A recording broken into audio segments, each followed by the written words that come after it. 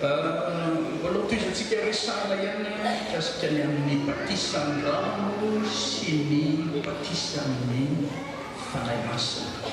Zava-dehibe mantsareo ary miroso amin'izany tsika, roso amin'ny batisan'ny rano tsika dia roso koa tsika amin'ny batisan'ny fanahy masina. Ndao reo lovaka itsika voalohany tenin'Andriamanitra ao Matio toko fahatelo. Andiny fahatelo ambin'ny folo ka hatramin'ny fahafito ambin'ny folo. Ary tamin'izay Jesosy dia avy tany Galilea ka tonga teo amoron'ny Jordana dia nanantona ny Jaona izy mba ho ataony batisa. Fa Jaona nanda azy ka nanao hoe, izao ny tokony ataonao batisa ka ianao indray va no makaty amiko? Fa namaly Jesosy ka nanao taminy hoe, ekeo ihany ankehitriny fa izao no mety amintsika hahatateraka ny fahamarinana rehetra dia ny ekeny izy. Ary avy natao batisa Jesosy dia niakatra avy amin'ny rano, niaraka tamin'izay izy ary indro nisokatra tamin'ny lanitra ary hitany ny fanahin'Andriamanitra nidina tahaka ny voromailala ka nakeo amboniny. Ary nizao nisy feo avy tany an-danitra ka nanao hoe, ity ny zanako malalako izay sitrako. Faminelaza tenin'Andriamanitra izay no hitondran'Andriamanitra antsika aloha izany voalohany. Jaona moa dia mazava na ny anarana hoe Jaona mpanao batisa. Dia nanao batisa Jaona, misy rano be teo. Dia lasa Jaona ery ampovoaboan'ny rano ery.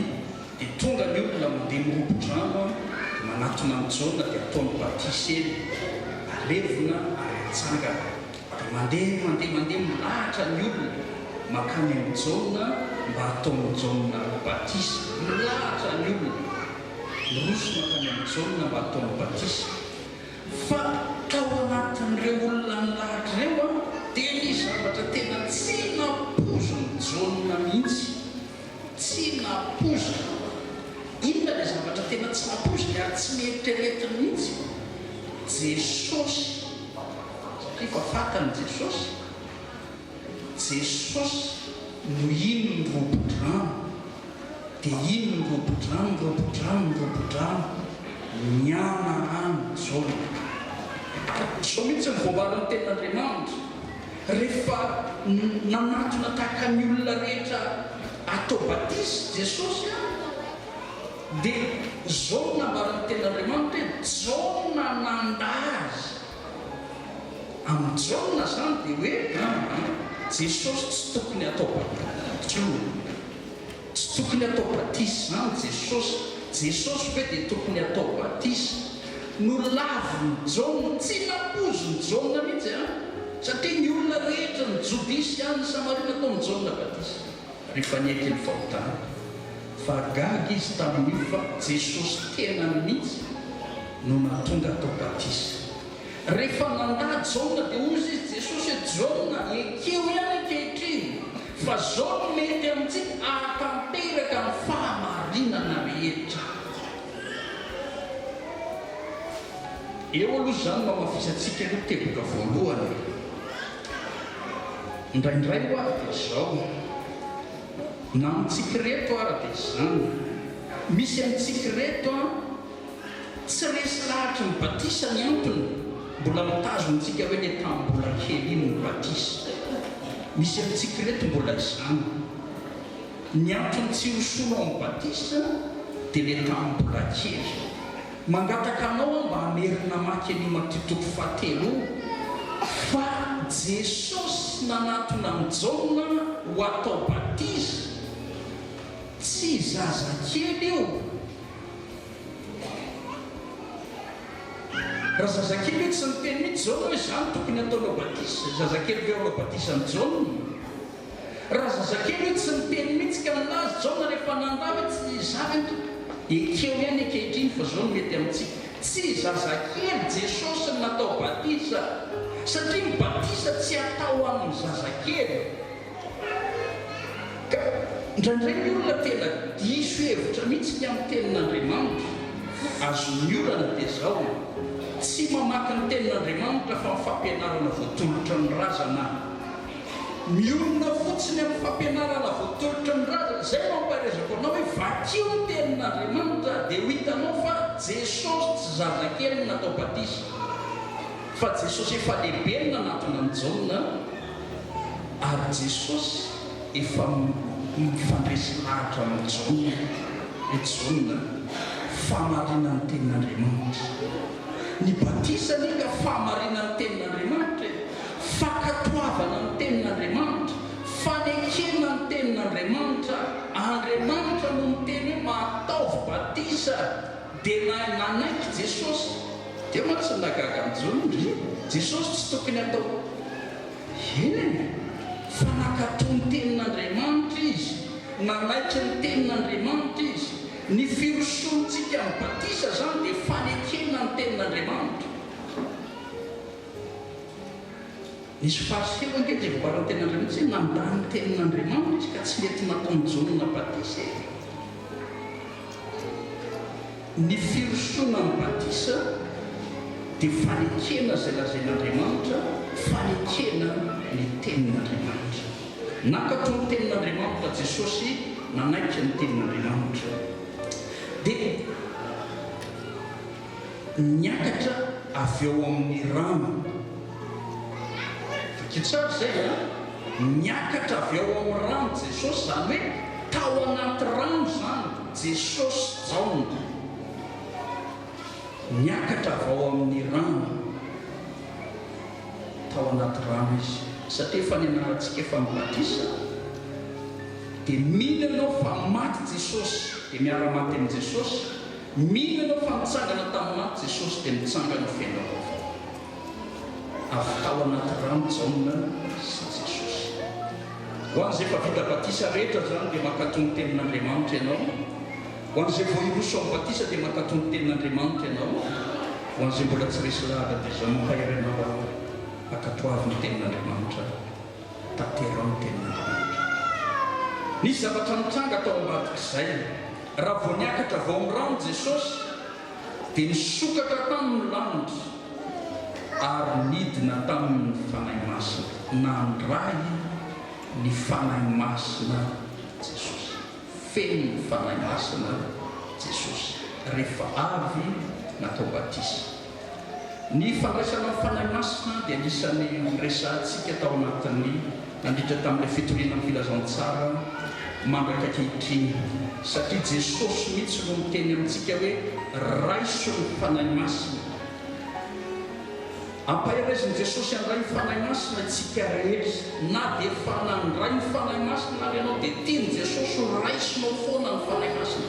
Ho an'izay mbola tsy nandray dia tiany Jesosy ho raisinao ny fanahy masina. Androany raha misy vaovao ianao mbola tsy nandray ny fanahy masina dia rehefa aveo hivavaka tsika ho raisinao ny fanahy masina. Manana etaeta andray ny fanahy masina tahaka amin'ny Jesosy hoe rehefa avy nanao batisa izy nisokatra ny lanitra. Androany koa dia zao hosokafan'Andriamanitra ny lanitra ary alidiny aminao ny fanahy masina dia andray ny fanahy masina. Ntaotsika amenina mafy zay, raisinao ny fanahy masina androany. Inona moa tena mahazava-dehibe an'iny an-trano ary ny tombontsoa lehibe amin'iny dao tohizantsika aloha ny tenin'Andriamanitra. Inona moa tena mahatonga antsika hoe iresaka an'io ary ampahery antsika rehetra mihitsy raiso ny fanahy masina, raiso ny fanahy masina. Inona no mahazava-dehibe azy? Ndao zany rehefa tsika ny tenin'Andriamanitra voalohany amin'ny Efesiana. Efesiana toko voalohany 1:17. Ao aminy koa ianareo rehefa renareo ny tenin'ny fahamarinana dia ny filazantsara famonjenanareo. Eny, ao aminy koa ianareo rehefa nino no nasiana tombo-kase tamin'ny fanahy masina araka ny teny fikasana. Izay ny tenin'Andriamanitra ao aminy koa ianareo no nasiana tombo-kase tamin'ny fanahy masina. Zao famponan'Andriamanitra zao aneka zao nge zava-misy fihavana izay manaraka tao tirantena. Tsika no manoko vazovazy amin'ity famponan'Andriamanitra ity. Tsika nge manamaivana amin'ity famponan'Andriamanitra ity. Tsika no manamaivana, tsika manoko vazovazy an'izao famonjena lehibe zao. Fa Andriamanitra tena manao an'izao fampontsika zao zava-dehibe mihitsy. Matoa nge nasiana tombo-kase amin'ny fanahy masina ianao zava-dehibe zany zava-dehibe zany ho atsika zay fanandray fanahy masina efa vita batisa amin'ny fanahy masina dia tsarovy tsara fa iny fanahy masina nyraisinao iny dia tselina koa fa tombo kase nasiana Andriamanitra tombo kase ianao. Tsika ngely manamaivana amaivantsika fa Andriamanitra tsy manamaivana mihitsy fa amin'Andriamanitra zava-dehibe ny mampino anao, zava-dehibe ny famonjena zay niraisinao, zava-dehibe aminy ianao ka rehefa niny ianao nanolotra ny fiainanao an' Jesosy ianao dia niraisinao ny fanahy masina ary ny fanahy masina iny dia mitsinona koa fa tombo kase zay manambara fa tena hoe an'Andriamanitra ianao, ara-dalàna man'Andriamanitra anao, tena an'Andriamanitra ianao. Tena hoe akaikinao hoe ny fanahy masina dia tombo kase manambara fa tena an'Andriamanitra ianao.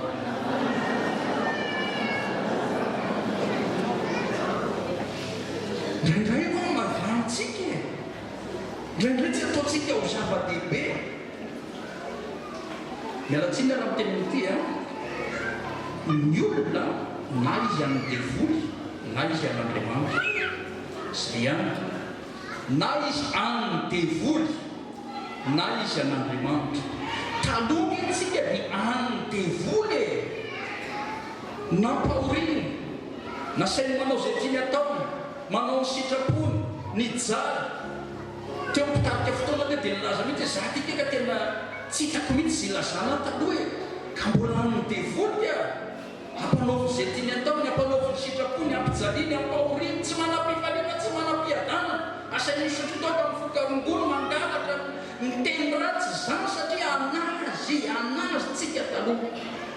Fa no Jesosy ankehitriny kosa dia amin'ny Jesosy tsika mitia famanfina amin'ny Jesosy. Alleluia! Amin'ny Jesosy ianao ary rehefa amin'ny Jesosy ianao dia tsy navelany fotsiny amin'izao fa nasiana inona ianao tombo kase tamin'ny fanahy masina midika izany fa ara-dalàna fa amin'ny Jesosy ianao. Alleluia!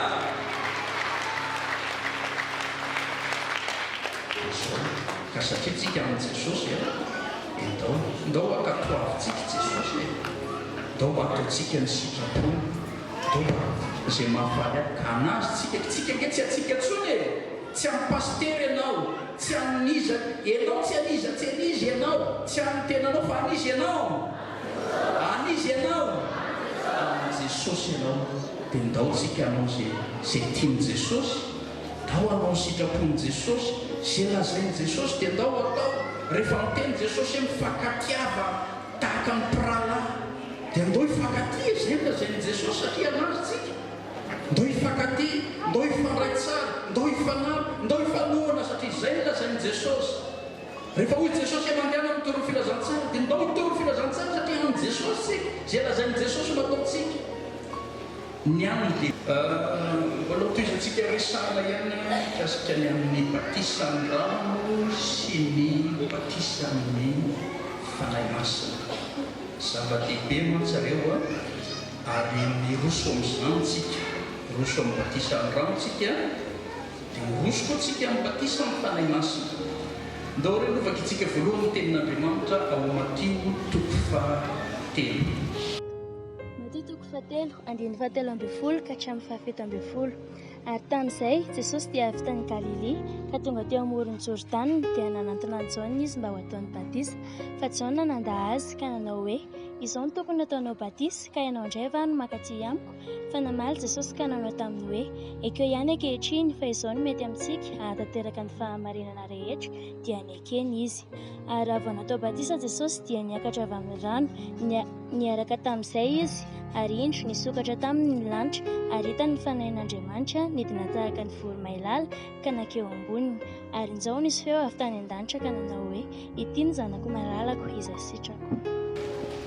Famelana izao ten'Andriamanitra izay eo hitondraman'Andriamanitra antsika aloha izany voalohany. Jaona moa dia mazava na ny anarana hoe Jaona mpanao batisa. Dia nanao batisa Jaona isy rano be teo dia lasa Jaona ery voaboany rano ery dia tonga ny olona mandeha mirobodrano dia manatona mijaona dia ataony batisy eny alevona ary atsangana dia mandeha milahatra ny olona makany mijaona mba atao mijaona batisy milahatra ny olona nyroso makany mijaona mba atao batisy fa tao anatin'ireo olona nilahatra ireo dia ny zavatra tena tsy napozo mijaona mihitsy tsy napozo inona le zavatra tena tsy napozo ary tsy mieritrereti mihitsy Jesosy satria fa fatany Jesosy no ino ny robodrano dia ino ny robodrano miana any jaona so mihitsy nyvoamariny tenin'Andriamanitra rehefa nanatona tahaka ny olona rehetra atao batisy Jesosy dia zao nambarany tenin'Andriamanitra hoe jaona nandazy amin'ny jaona zany dia hoe Jesosy tsy tokony atao batisy zany Jesosy hoe dia tokony atao batisy no laviny jaona tsy napozo ny jaona mihitsy satria ny olona rehetra ny jodisy any Samarina atao ny jaona batisy rehefa niaiky ny fahotana fa gaga izy tamin'io fa Jesosy tena mihitsy no natonga atao batisy rehefa nandà jaona dia ozy izy Jesosy hoe jaona ekeo ihany ankehitriny fa zao no mety amintsika ahatanteraka ny fahamarinana rehetra eo aloha zany mamafisantsika aloha teboka voalohany indraindray ho ary dia zao na amintsika reto ary dia zany misy amintsika reto tsy resy lahatra ny batisa ny antony mbola mitazontsika hoe le tambola kely iny ny batisa misy amintsika reto mbola izany ny antony tsy hosono amin'ny batisa dia le tambola kely mangataka anao mba hamerina maky any matitoko fahatelo fa Jesosy nanatona amin'ny jaona ho atao batisy tsy zazakely io raha zazakely io tsy niteny mihitsy jaona hoe zany tokony ataonao batisy zazakely ve anao batisy amin'ny jaona raha zazakely io tsy niteny mihitsy ka ninazy jaona rehefa nandava tsy zavatra ekeo ihany ankehitriny fa zao no mety amintsika tsy zazakely Jesosy natao batisa satria ny batisa tsy atao amin'ny zazakely ka indraindray ny olona tena diso hevitra mihitsy ny amin'ny tenin'Andriamanitra azony olana dia zao tsy mamaky ny tenin'Andriamanitra fa mifampianarana voatolotra ny razana miolona fotsiny amin'ny fampianarana voatolotra ny razana zay mampahaizako anao hoe vakio ny tenin'Andriamanitra dia ho hitanao fa Jesosy tsy zazakely natao batisa fa Jesosy efa lehibe ny nanatona ny jaona ary Jesosy efa mifandresy lahatra amin'ny jaona famarina ny tenin'Andriamanitra ny batisa nika famarina ny tenin'Andriamanitra fakatoavana ny tenin'Andriamanitra fanekena ny tenin'Andriamanitra Andriamanitra no miteny hoe mahataovy batisa dia nanaiky Jesosy dia mantsy nagaga ny jaona Jesosy tsy tokony atao fa nakatao ny tenin'Andriamanitra izy nanaiky ny tenin'Andriamanitra izy ny firosontsika amin'ny batisa zany dia fanekena ny tenin'Andriamanitra nisy fariseo ankehitriny zay voabarany tenin'Andriamanitra hoe nandany tenin'Andriamanitra izy ka tsy mety natao ny jaona batisa ny firosona amin'ny batisa dia fanekena zay lazain'Andriamanitra fanekena ny tenin'Andriamanitra nakatao ny tenin'Andriamanitra Jesosy nanaiky ny tenin'Andriamanitra dia niakatra avy eo amin'ny rano kitsara zay niakatra avy eo amin'ny rano Jesosy zany hoe tao anaty rano zany Jesosy jaona niakatra avy ao amin'ny rano tao anaty rano izy satria efa nianarantsika efa mibatisa dia mino ianao fa maty jesosy dia miara-maty amin'i jesosy, mino ianao fa mitsangana taminaty jesosy dia mitsangana fiainao avy tao anaty rano jaona sy jesosy. Ho an'izay efa vita batisa rehetra zany dia mankatony tenin'Andriamanitra ianao, ho an'izay vao iroso amin'ny batisa dia mankatony tenin'Andriamanitra ianao, ho an'izay mbola tsy resy lahatra dia zany mampahirenao ao akatoavy ny tenin'Andriamanitra, tanterao ny tenin'Andriamanitra. Nisy zavatra mitranga tao ambadik'izay, raha vao niakatra vao amin'ny rano Jesosy dia nisokatra tamin'ny lanitra ary nidina tamin'ny fanahy masina, nandray ny fanahy masina Jesosy, feno ny fanahy masina Jesosy rehefa avy natao batisa. Ny fandraisana fanahy masina dia anisan'ny resantsika tao anatin'ny nandritra tamin'ilay fitoriana amin'ny filazantsara mandraka ankehitriny, satria Jesosy mihitsy no miteny amintsika hoe raiso ny fanahy masina. Ampahiriziny Jesosy andray ny fanahy masina itsika rehetra, na dia efa nandray ny fanahy masina ary ianao dia tiany Jesosy ho raisinao foana ny fanahy masina. Ho an'izay mbola tsy nandray dia tiany Jesosy ho raisinao ny fanahy masina. Androany raha misy vaovao ianao mbola tsy nandray ny fanahy masina dia rehefa aveo hivavaka tsika ho raisinao ny fanahy masina. Manana etaeta andray ny fanahy masina tahaka amin'ny Jesosy rehefa avy nanao batisa izy nisokatra ny lanitra. Androany koa dia zao hosokafan'Andriamanitra ny lanitra ary ahidiny aminao ny fanahy masina dia andray ny fanahy masina. Ndototsika amenina mafy zay, raisinao ny fanahy masina androany. Inona moa tena mahazava-dehibe an'iny an-trano ary ny tombontsoa lehibe amin'iny dao tohizatsika aloha ny tenin'Andriamanitra. Inona moa tena mahatonga antsika hoe iresaka an'io ary ampahery antsika rehetra mihitsy raiso ny fanahy masina, raiso ny fanahy masina.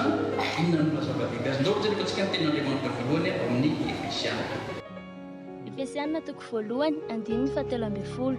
Ao aminy koa ianareo rehefa renareo ny tenin'ny fahamarinana dia ny filazantsara famonjenanareo. Eny, ao aminy koa ianareo rehefa nino no nasiana tombo-kase tamin'ny fanahy masina araka ny teny fikasana.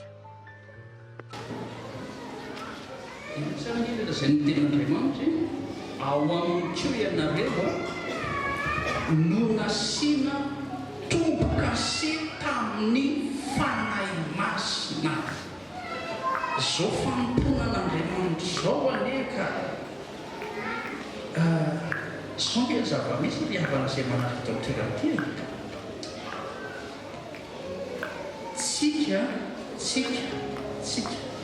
tsika no manoko vazovazy amin'ity fanomponan'Andriamanitra ity. Tsika nge no manamaivana amin'ity fanomponan'Andriamanitra ity. Tsika no manamaivana, tsika no manoko vazovazy an'izao famonjena lehibe zao. Fa Andriamanitra tena manao an'izao fanompontsika zao zava-dehibe mihitsy. Matoa nge nasiana tombo-kase amin'ny fanahy masina ianao, zava-dehibe zany e, zava-dehibe zany ho antsika zay efa nandray ny fanahy masina, efa vita batisa amin'ny fanahy masina. Dia tsarovy tsara fa iny fanahy masina niraisinao iny dia tselina koa fa tombo-kase. Nasiana Andriamanitra tombo-kase ianao. Tsika nge manamaivana amaivantsika, fa Andriamanitra tsy manamaivana mihitsy.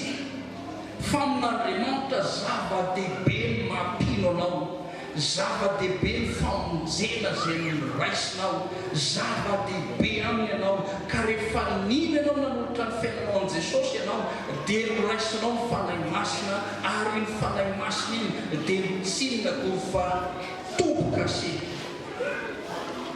zay manambara fa tena hoe an'Andriamanitra ianao, ara-dalàna man'Andriamanitra anao, tena an'Andriamanitra ianao. Tenareo no akaikinao hoe ny fanahy masina dia tombo-kase manambara fa tena an'Andriamanitra ianao.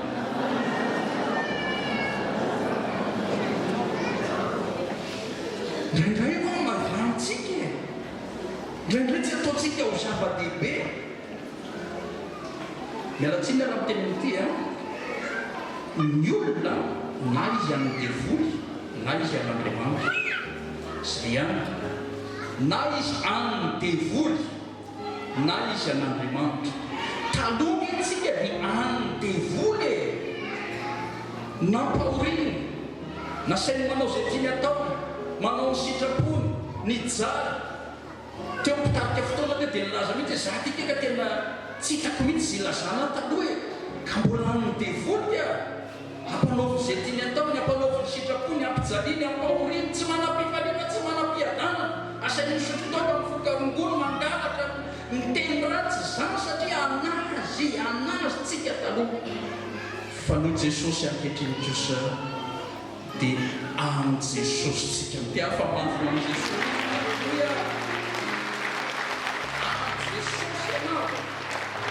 Ary rehefa any Jesosy ianao dia tsy navelany fotsiny amin'izao fa nasiana inona ianao? Tomboka seta amin'ny fanahy masina midika izany faharadalana fa any Jesosy ianao. Aleluia!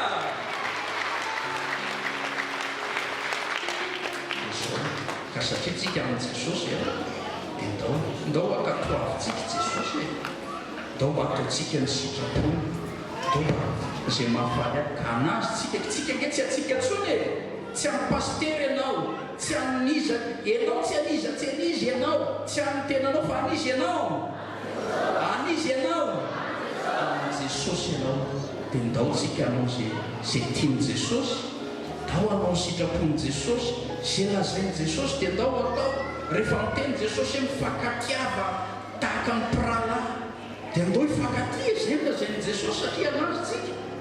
Ndao hifankatia, ndao hifandray tsara, ndao hifanalo, ndao hifanohana satria zay lazainy Jesosy. Rehefa hoy Jesosy mandehana amin'ny torono filazantsara dia ndao hitoro filazantsara satria any Jesosy zay lazainy Jesosy no ataontsika. Ny any-devoly dia manao zay lazainy devoly. Rehefa lazainy devoly andany anao kakatary tendrombohatra any amin'ny ray alina dia makatoa aza mihinana inona aby reny fady reny, aza mihinana akoho, aza mihinana tongolo gasy, aza mihinana amin'izao ianao. Mihinana ve sa tsy mihinana? Tsy mihinana izy satria makatoa. Andao makatoavintsika Jesosy, ndao mba te ataontsika zay lazainy Jesosy. Rehefa maniraka antsika Jesosy hitoro filazatsara, ndao hitoro filazantsara.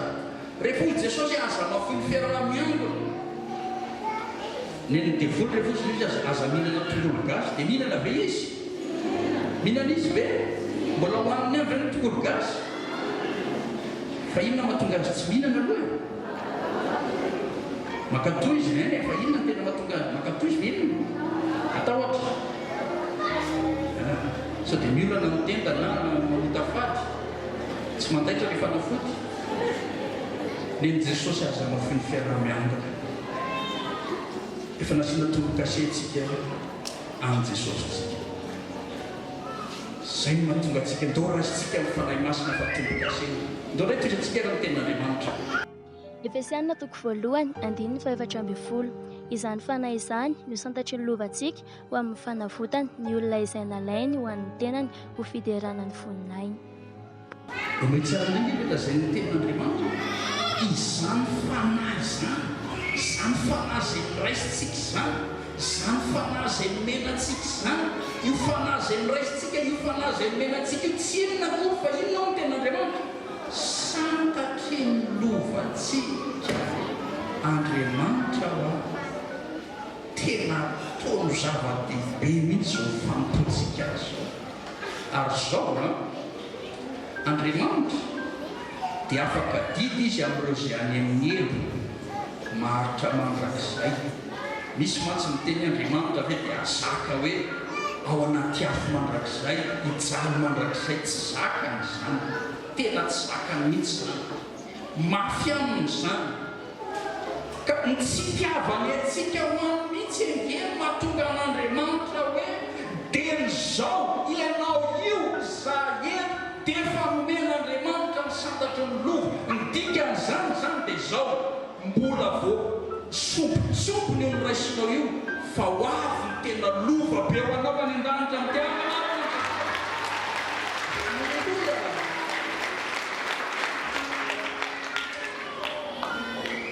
Indraindray mampalahelo Jesosy.